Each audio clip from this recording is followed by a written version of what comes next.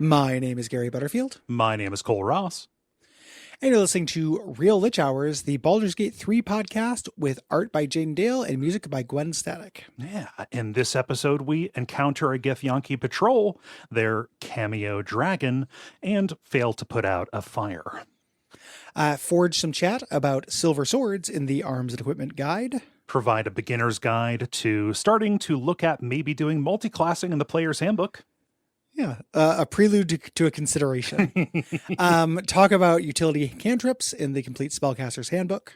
Comfort a scared ox and find familiar. And if time allows, read a letter in the forum. Yeah, this is a stuffed episode, Gary.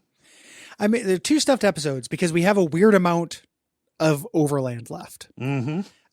This is, people who follow us on Patreon, we're recording this in advance. So you already know this, but, we're doing like a listener roundup for the overland because it feels like an act to me. Yeah, it does. You know, so much stuff has happened, and, this is not a new observation, but Act 1 and 3 in Baldur's Gate 3 are huge. Yes. And have multiple kind of subsets. Act 2 is the one that you could call a more constrained act. Right. So, I always think of Act 1 as bisected between this wilderness and then ways into the Shadow Curse lands. Yes. Yeah. But yeah, we have this overland left, and mostly it is the north and northwest of the map. Broadly, the Risen Road is kind of the name of this area. Yes. Yeah. So to kind of get things, we're de-interpolating things a little bit as we do. We're going to be talking about the Githyanki encounter in the Northwest, and then the beginning of Joaquin's Rest, and then wrapping up next episode with the Zentarum. Right. And then ways into the Underdark.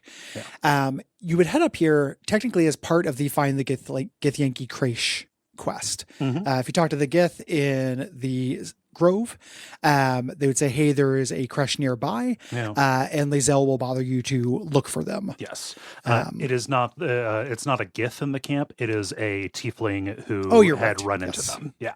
Yes, correct. That would be weird if the druids were just like, hey, Gith. come on in.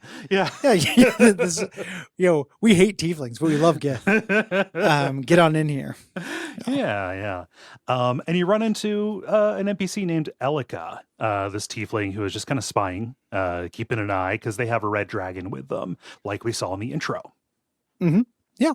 And she looks like she's going to have a story. We do get to continue with her. We're going to find her corpse later, and we can find out a little bit about who she is.